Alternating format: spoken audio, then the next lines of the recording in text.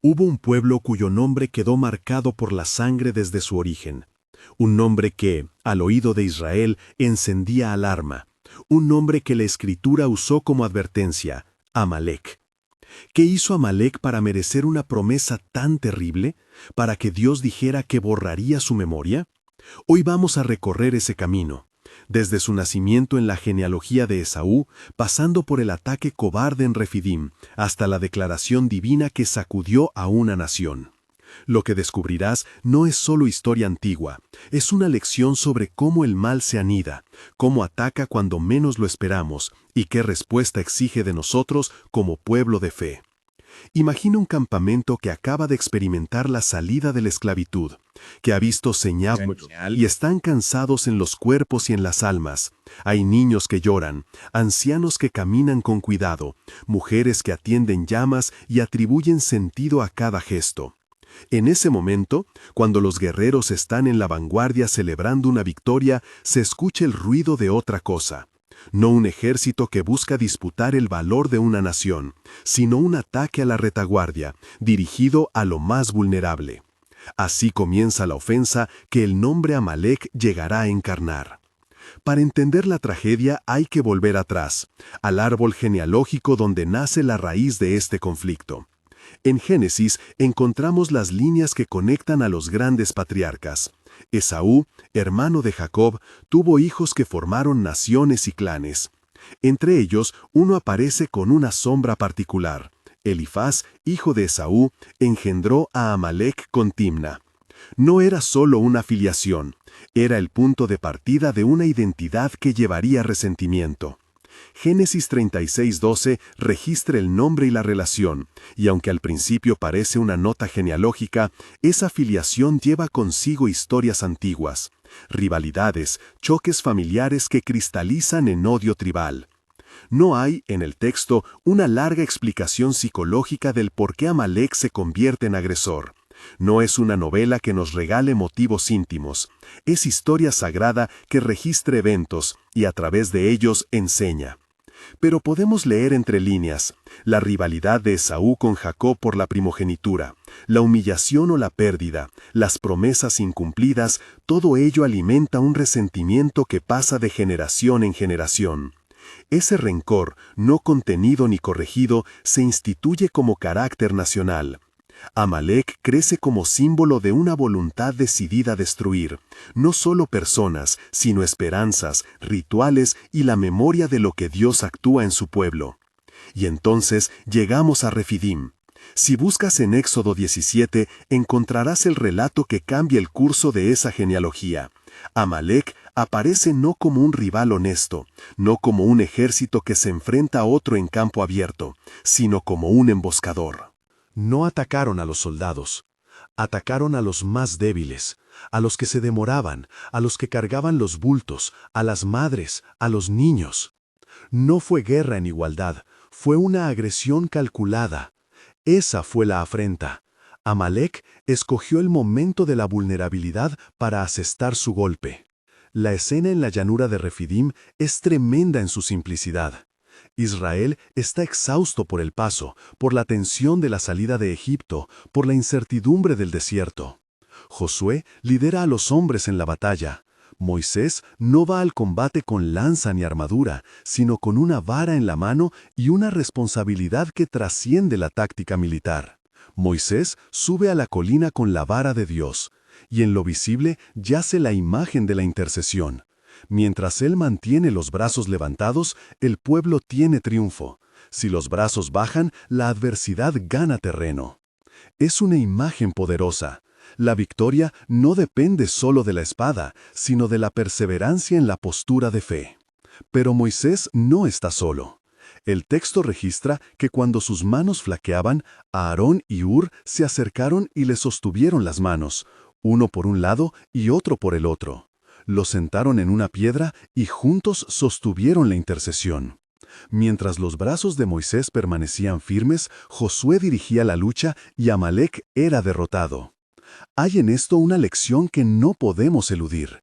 La guerra espiritual y la guerra histórica requieren cooperación comunitaria. Una mano que se cansa necesita otra que la sostenga. La victoria en esta escena se teje entre el liderazgo visible y la intercesión persistente. Observa la metáfora. La vara levantada es más que un gesto mágico. Es la representación de una denuncia. Tratad de herir a mi pueblo y seréis vencidos. Es la combinación de lo visible y lo invisible, la acción de Josué en el campo y la postura de Moisés en la colina. La Escritura quiere que entendamos que la batalla por la supervivencia del pueblo de Dios no se gana solo con estrategia militar ni solo con fe estática. Se gana cuando la comunidad se compromete a sostener la fe del otro, a no dejar que las manos que interceden caigan. Cuando el combate termina, la tradición registra que Israel salió victorioso. Pero la victoria física no es lo que convierte a este episodio en un hito teológico. Es la reacción de Dios ante ese ataque cobarde. En la página de Éxodo hay una respuesta que desborda la retribución humana. Jehová declara que borrará la memoria de Amalek de debajo del cielo. Esa frase, leída a la ligera, suena drástica, incluso brutal. Pero el lector atento debe detenerse. La declaración divina se presenta en un contexto donde Dios defiende la dignidad de su pueblo, donde la agresión de Amalek fue interpretada como ataque contra los oprimidos y contra la historia redentora que Dios estaba escribiendo en Israel. Ante la dureza aparente de esa sentencia, conviene detenerse y meditar con cuidado. La Escritura no es un manual de venganza, es un testimonio de la justicia y la santidad divinas. Cuando Dios habla de borrar memoria, está expresando que el tipo de mal representado por Amalek no quedará sin consecuencias. Es una afirmación de que el mundo moral no queda indiferente. Pero esta sentencia también plantea preguntas teológicas duras. ¿Qué significa que Dios borre la memoria? ¿Es un aniquilamiento literal? ¿Una metonimia judicial? ¿Una institución simbólica? Los expositores de la Biblia han discutido esto durante siglos, y parte de la prudencia pastoral consiste en reconocer la complejidad del lenguaje judicial en el Antiguo Testamento. No podemos usar este texto para justificar violencia arbitraria hoy, debemos entenderlo en su marco histórico y teológico. Aún así, la declaración de Dios en Refidim funciona como un mandato narrativo dentro de la historia bíblica.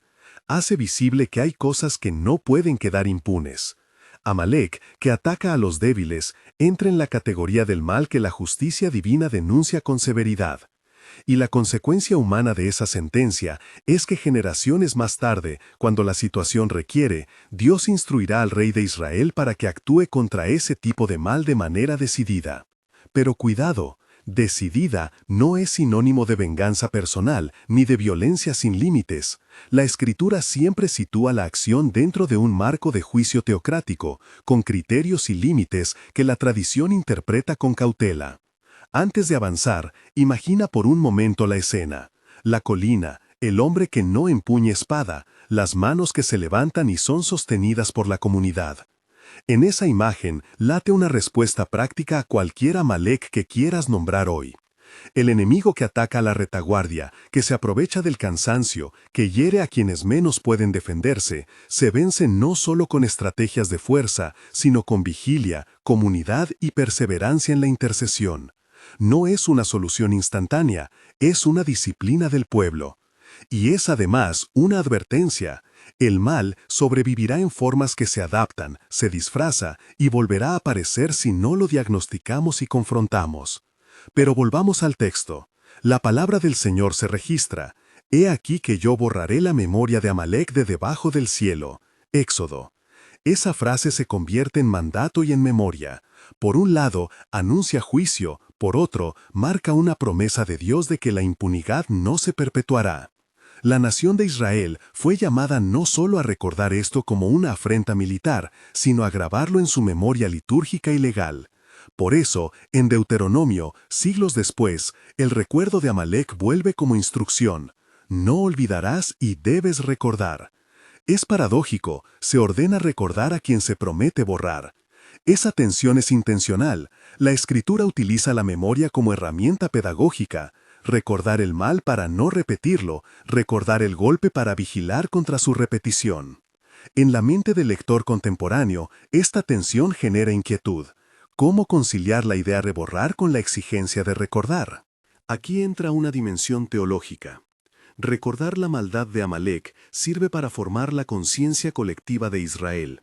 Borrar la memoria es la expresión de que la injusticia sufrirá la paga. La historia no se mueve en círculos de impunidad. Hay un hilo teleológico que promete que la opresión será confrontada por la justicia divina. En otras palabras, la amenaza que Amalek representa tiene destino. Será enfrentada, perseguida y, en algún sentido, agotada. Pero la narrativa histórica no concluye en Refidín. Es más, ese mandato de borrar la memoria no se cumple de forma inmediata ni limpia. El mal sobrevive en formas cambiantes. Lo que fue representado en Amalek reaparecerá bajo distintos nombres y estructuras a lo largo de la historia de Israel. Esa continuidad es parte de la trama. El enemigo no siempre se presenta con la misma cara. A veces vuelve como tribu, otras como líder ambicioso y otras como sistema que oprime en forma menos obvia. El punto crucial es este.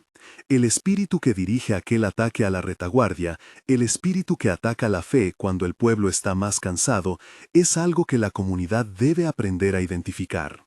Si sigues la narración bíblica, verás que la historia se despliega en varios polos temporales.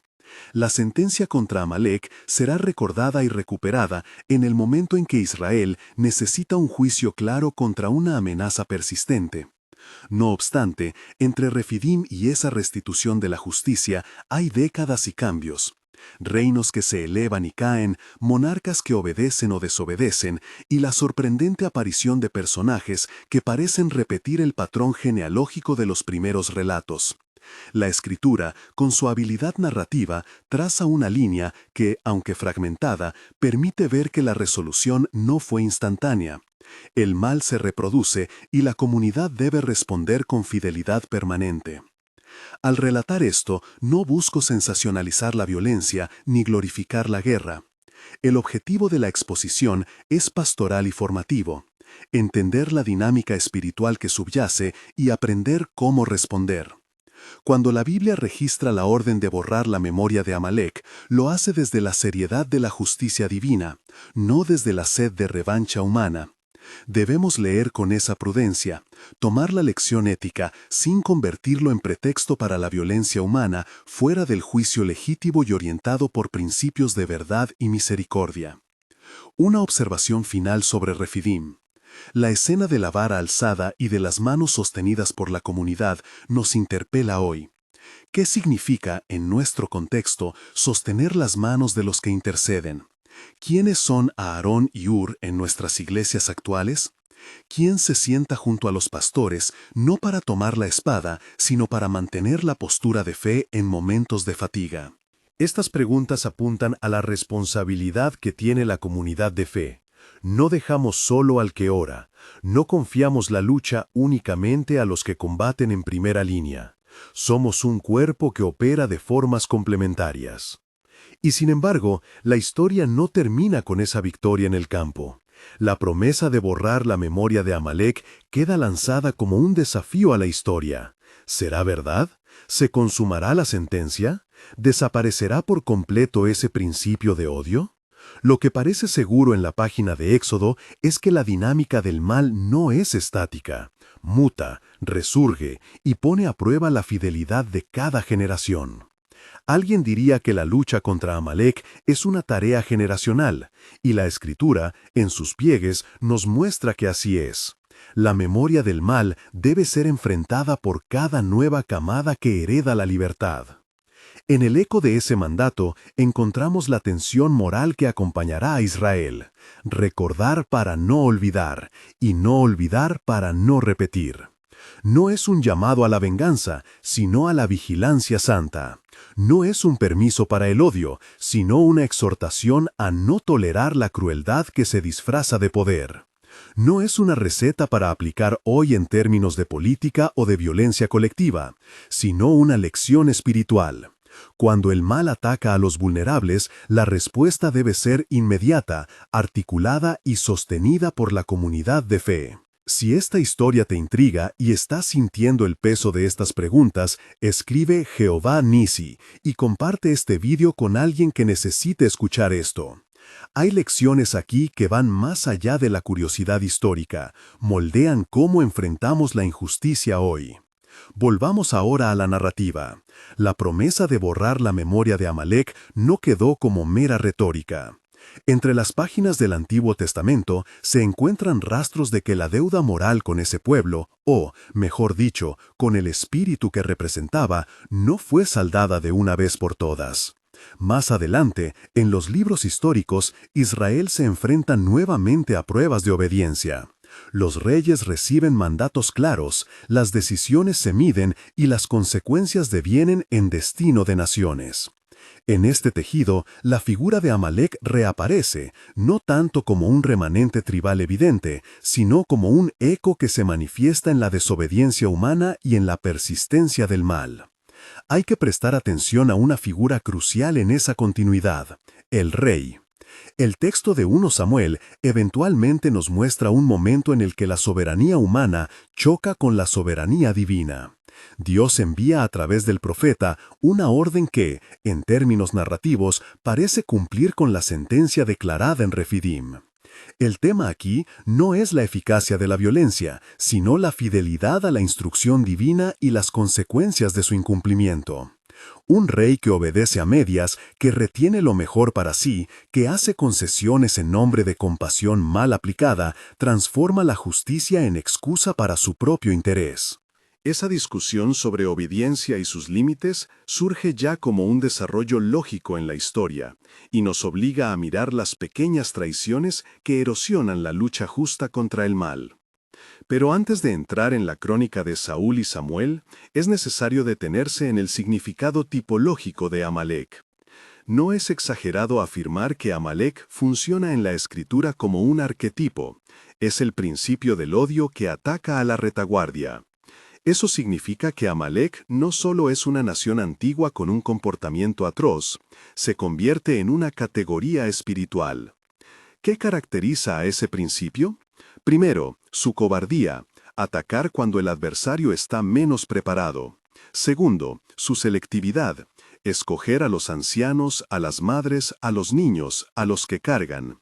Tercero, su persistencia. La sombra de Amalek no se desvanece con una sola derrota. Por eso la Escritura insiste en recordarlo. Y por eso también la comunidad de fe debe aprender a reconocer las modalidades contemporáneas de ese espíritu. Murmullos que desmoralizan, políticas que marginan, pecados personales que se disfrazan de prudencia.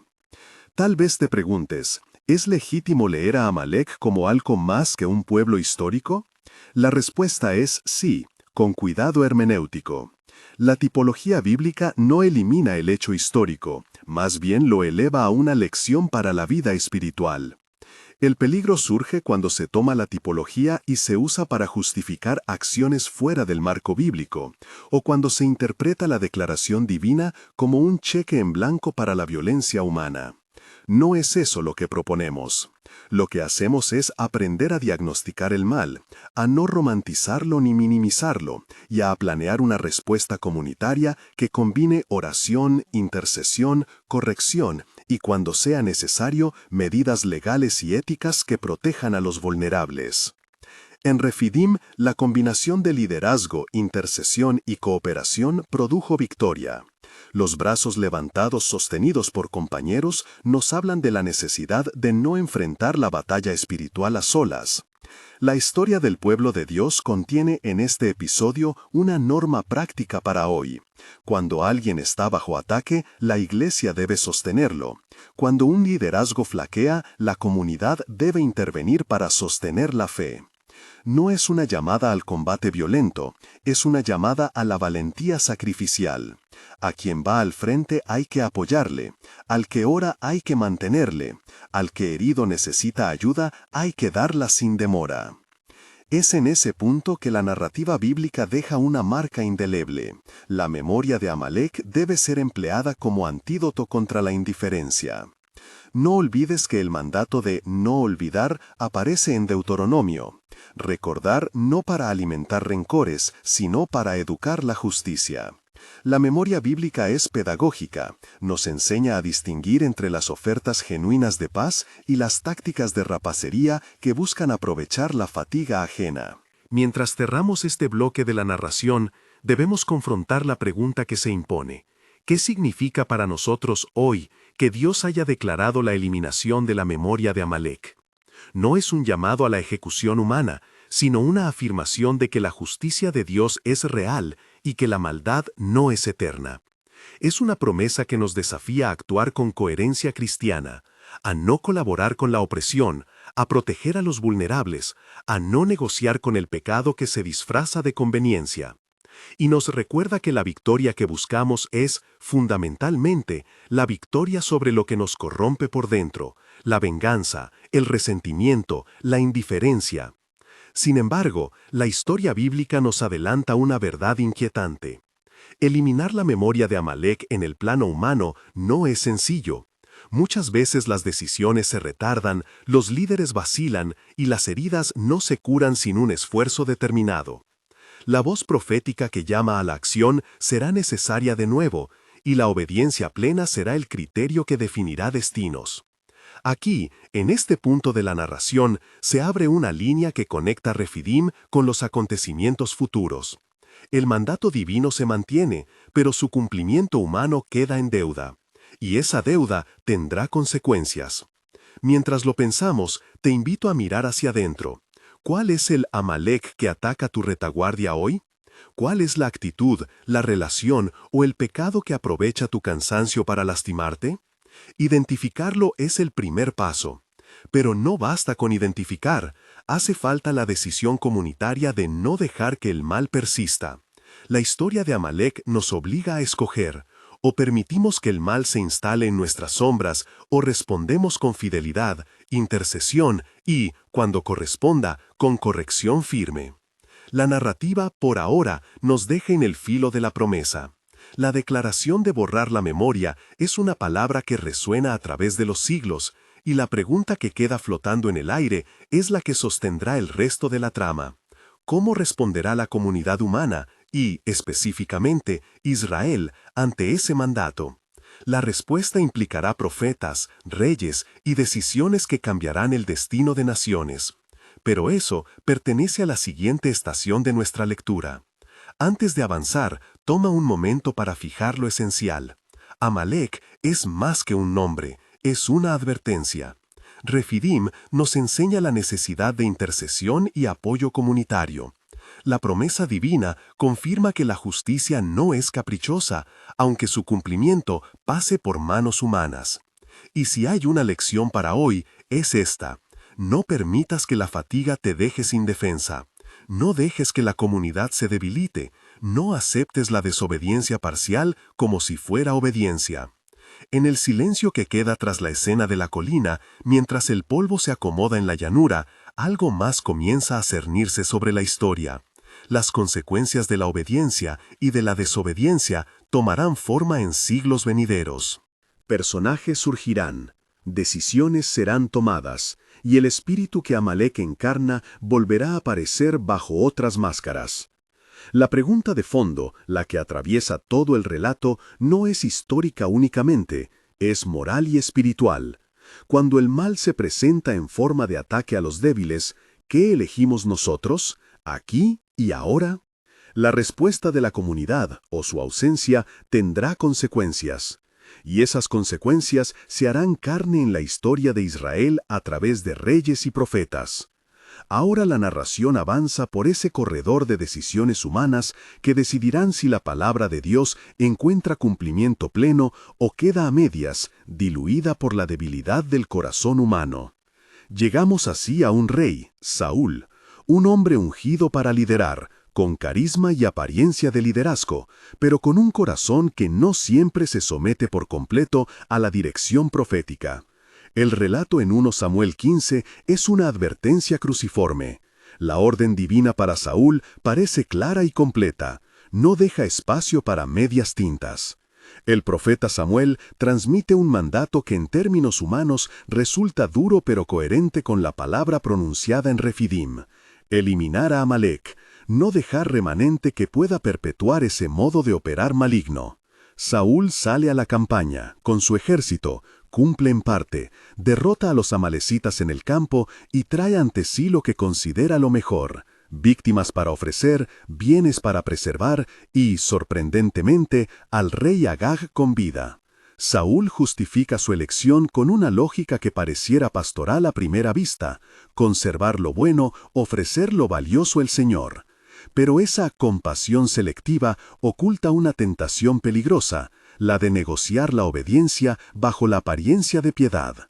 Cuando Samuel llega y confronta al rey, el texto se vuelve tenso. No es una riña política, es un choque entre la autoridad profética y el pragmatismo real.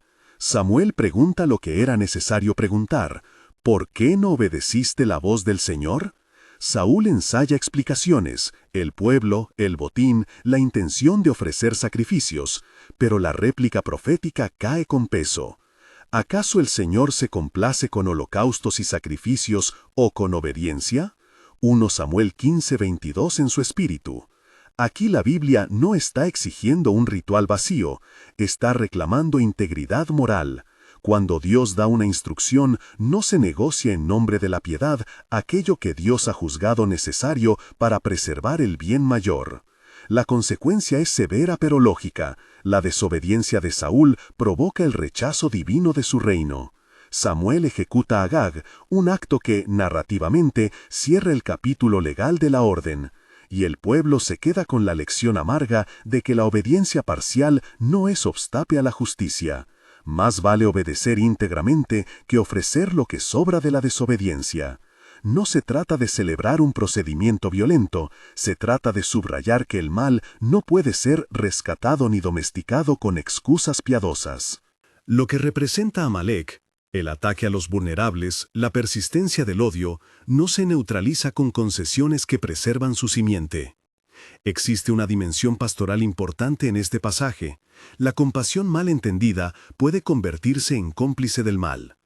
Saúl pensó actuar con misericordia, pero su misericordia selectiva permitió que la semilla de la corrupción siguiera existiendo. Es una advertencia para la Iglesia: no confundamos compasión con permiso. No disfracemos la omisión de corrección con ternura. La fidelidad a la voluntad de Dios a menudo exige decisiones que incomodan, que cortan, que exigen sacrificio. Si el mandato de eliminar la raíz de Amalek tuvo sentido en su contexto histórico, su enseñanza para nosotros se traduce así: los compromisos a medias con el pecado y la indiferencia generan consecuencias duras en la vida comunitaria y personal. Y sin embargo, la narrativa bíblica no se detiene en un solo acto de cumplimiento o incumplimiento. La cadena continúa y, de forma sorprendente, el eco de Amalek reaparece siglos más tarde en la corte de Persia, en la figura de un enemigo que se llamará Hamán en la versión hebrea de los Hechos. Hamán es presentado en el libro de Esther como un descendiente de Agag, un agageo en la tradición textual, y su aparición demuestra que los males no siempre mueren con un hombre. A menudo se reproducen en estructuras que encuentran nuevas expresiones. La historia de Esther es, en muchos sentidos, la contraimagen de la sombra de Amalek. Mientras Amalek se caracterizaba por atacar a los débiles en la retaguardia, Hamán planea un exterminio masivo dirigido al pueblo de Dios que se encuentra dentro de la gran política imperial. La estrategia de Hamán es obra de orgullo y resentimiento. Ve a Mardoqueo, un judío que no se inclina, y decide que la nación entera merece ser aniquilada. La audacia del complot incluye una fecha fijada, un edicto imperial y la ilusión de legalidad que pretende esconder una maldad extrema tras la máscara de la ley. Aquí la narración despliega un giro providencial. Entra en escena Esther, una mujer puesta en posición de influencia por designio o por esa trama sutil de la historia, y Mardoqueo, que no se queda en la queja, sino que investiga, reúne inteligencia y convoca a su prima para una entrega de valentía. La clave narrativa es que la salvación no llega solo por espada, llega por coraje, por arriesgar la vida en el palacio, por la prudencia de quien sabe tejer súplica y sabiduría. Esther se expone ante el rey sin ser llamada, una acción que implica riesgo extremo. Y lo hace estratégicamente, organiza banquetes, habla con verdad en el momento oportuno, y revela no solo la conspiración, sino la identidad de quienes estaban por perderlo todo. La humillación de Hamán es notable. Colgado en la horca que él mismo había preparado para Mardoqueo, su caída se convierte en imagen de la reversión divina. El edicto que anunciaba la desaparición del pueblo de Israel se revierte, la memoria del mal se quiebra de una forma inesperada, y la celebración de Purim nace como conmemoración de esa salvación providente. El contraste entre Saúl y Ester es instructivo. Saúl mostró compromiso parcial, y su historia terminó en regalamiento y pérdida. Ester, por su parte, se arriesga totalmente en favor de su pueblo, y con sagacidad y compasión participa de la reversión divina. No hay en Ester una justificación para la violencia, pero sí hay un alto precio pagado por la valentía y el uso responsable de la posición de poder para proteger a los vulnerables. La justicia prevalece, no como un simple castigo que complace lo macabro, sino como restauración de una comunidad que habría sido borrada por el odio. Todo esto nos trae de vuelta a la intención teológica. La sentencia contra Amalek no fue absurda ni caprichosa.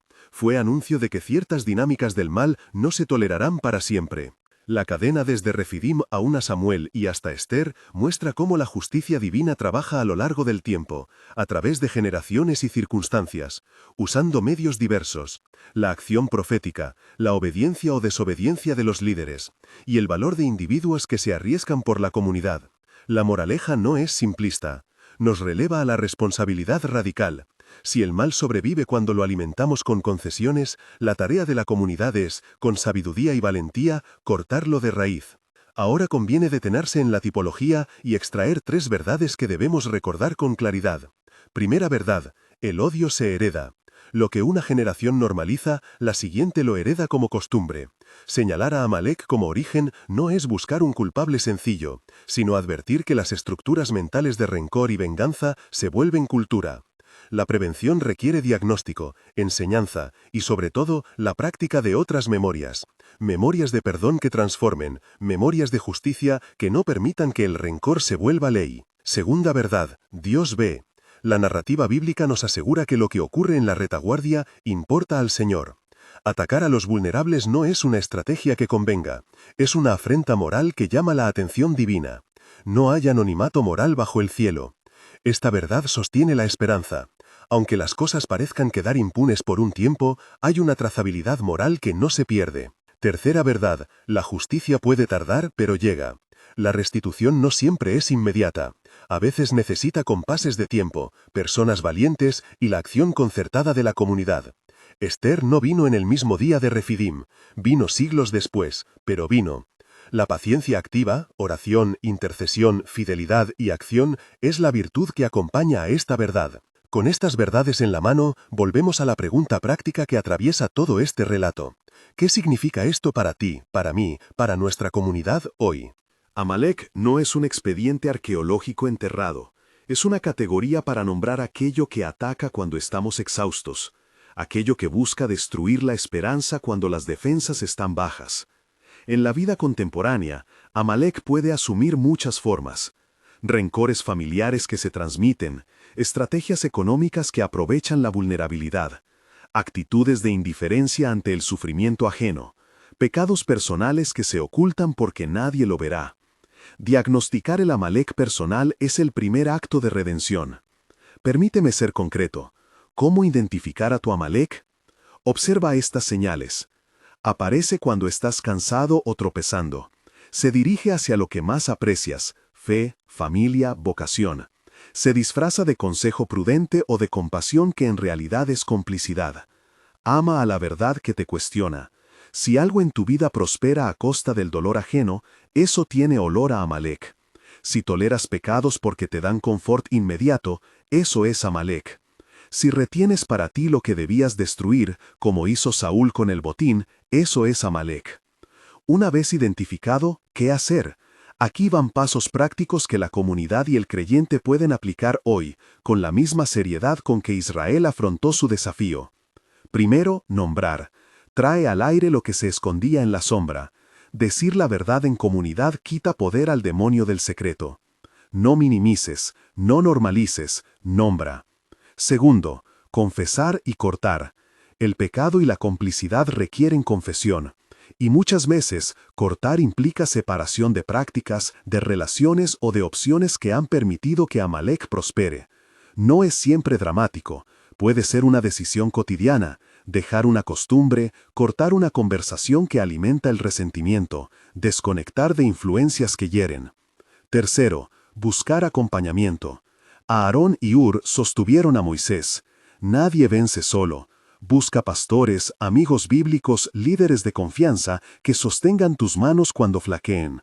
La intercesión comunitaria es una estrategia bíblica para la paz. Cuarto, obediencia íntegra. No negocies la dirección de Dios con buenas razones. La obediencia parcial es traicionera y, como vimos, costosa. Busca la integridad.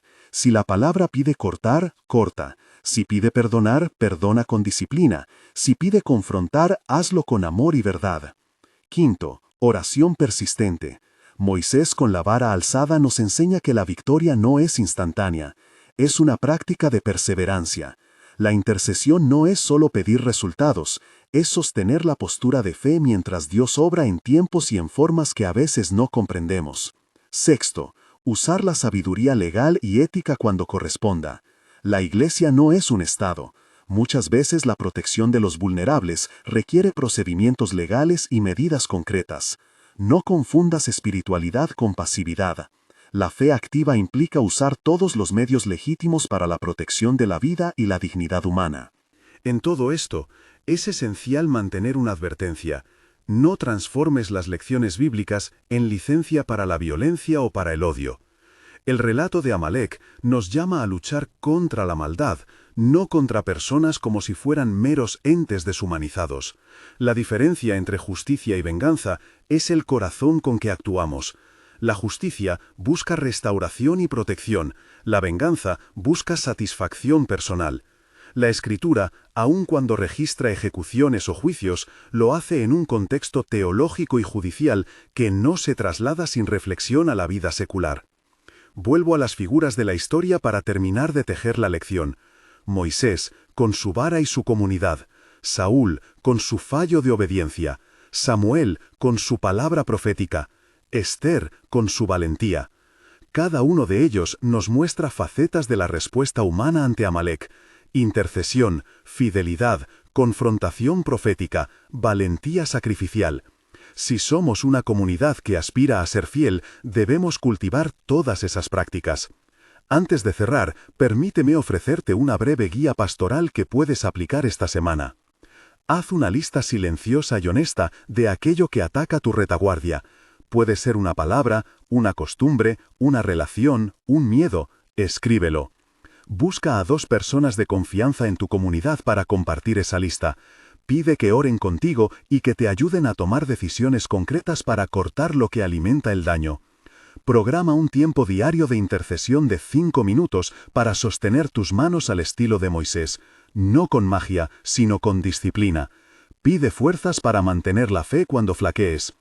Si tu Amalek implica vulneración legal o abuso, contacta a las autoridades competentes y a la Iglesia para crear un plan de contención. La fe sin acción responsable ante el crimen es una fe mansa que no protege a los vulnerables. Finalmente, cultiva memoria de Purim. Recuerda que Dios puede invertir las circunstancias a través de la valentía humana y la soberanía divina. Esto no elimina el sufrimiento, pero nos da esperanza activa. La última parte de nuestra reflexión es pastoral y declarativa. Aunque la batalla parezca larga y las heridas profundas, la Escritura proclama a un Dios que no abandona su proyecto de justicia.